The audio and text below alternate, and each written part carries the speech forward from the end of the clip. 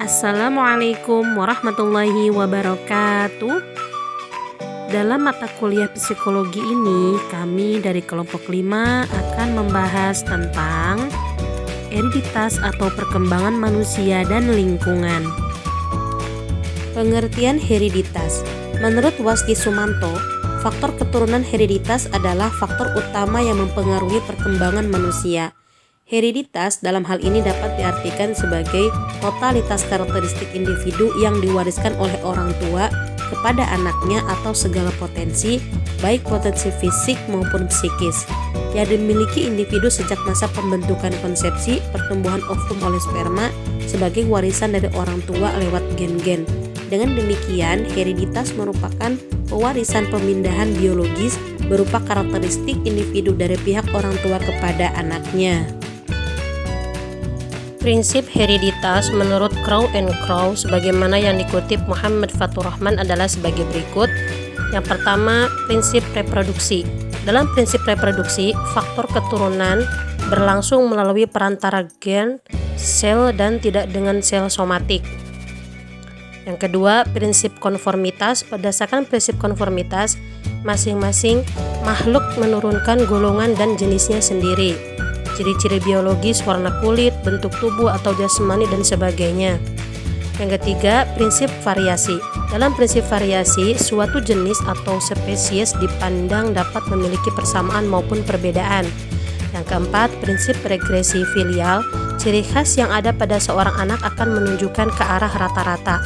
Hal ini dapat diartikan bahwa orang tua merupakan pembawa bukan produsen. Yang kelima, prinsip jenis silang. Dalam prinsip penyilang, sesuatu yang diwariskan oleh setiap orang tua kepada anak-anaknya mempunyai sasaran jenis menyilang. Leberg 1982 berpendapat bahwa sifat bawaan moral merupakan sifat baik, jelek, atau netral, sedangkan korelasi antara manusia dengan lingkungannya bersifat aktif, pasif, atau interaktif. Berdasar konsep tersebut, lahirlah hukum nativisme, empirisme, dan konvergensi. Teori empirisme, pengalaman yang berasal dari lingkungan yang kemudian membentuk kepribadian seseorang.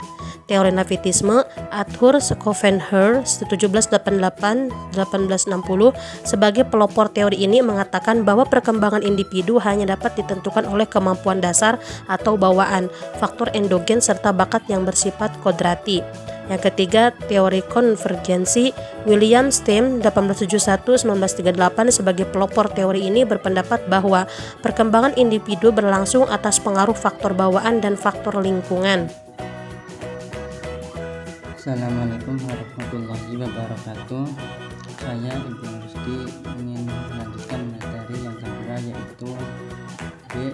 Peran lingkungan dalam pembentukan manusia. Jadi selain hereditas, lingkungan juga memiliki berperan signifikan dalam pendidikan agama Islam. Lingkungan atau alam sekitar merupakan salah satu unsur dalam pembentukan personalitas dan perwujudan keinginan-keinginan dari individu dalam kehidupan masyarakat.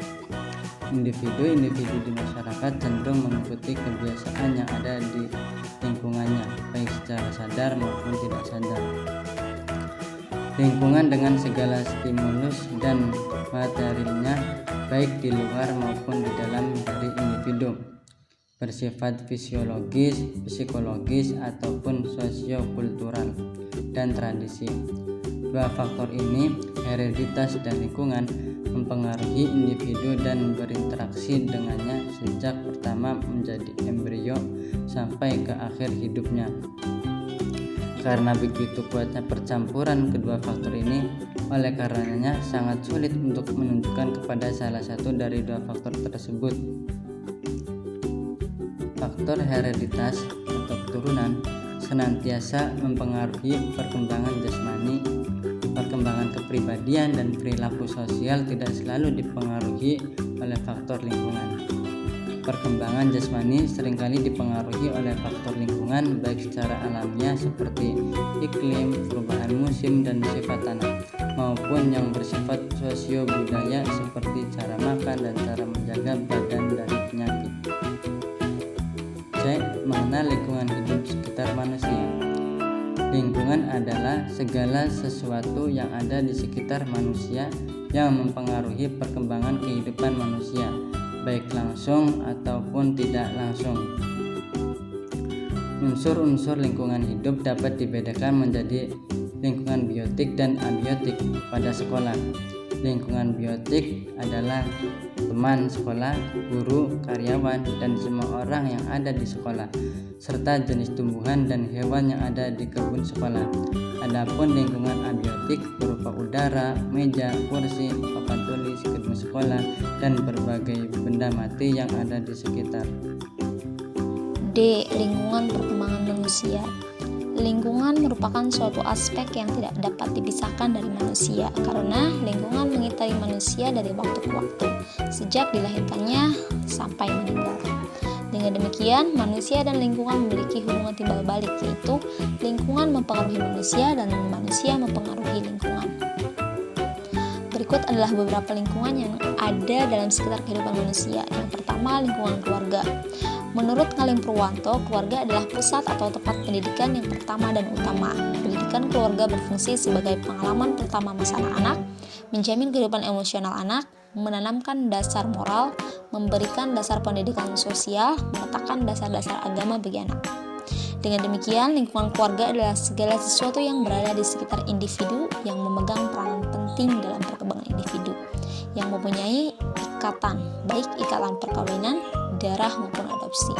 Yang kedua, lingkungan sosial dan masyarakat. Lingkungan sosial merupakan tempat berlangsungnya bermacam-macam interaksi sosial antara anggota atau kelompok masyarakat beserta peranan dan simbol nilai serta norma yang sudah mapan, serta berkaitan dengan lingkungan alam dan lingkungan buatan. Yang ketiga, teman sebaya sebagai lingkungan sosial. Kelompok sebaya merupakan lingkungan kedua setelah keluarga yang berpengaruh bagi kehidupan individu. Hal tersebut bergantung pada persepsi individu tersebut terhadap kelompoknya. Menurut Gerungan, kenakalan remaja muncul akibat terjadinya interaksi sosial antara individu sosial dan kelompok sebaya. Peran interaksi dengan kelompok sebaya tersebut dapat berupa imitasi, identifikasi, sugesti, simpati, dan imitasi tersebut berupa peniruan remaja terhadap kenakalan yang dilakukan oleh teman sebayanya. D. Budaya dan ras kelompok etnik. Budaya mengacu pada keseluruhan cara hidup di masyarakat atau kelompok meliputi adat, tradisi, belief, nilai, bahasa, dan produk-produk fisik dari alat hingga karya seni.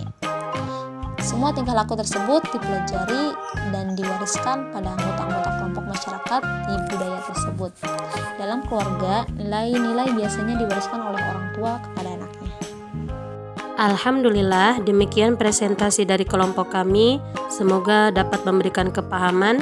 Terima kasih. Wassalamualaikum warahmatullahi wabarakatuh.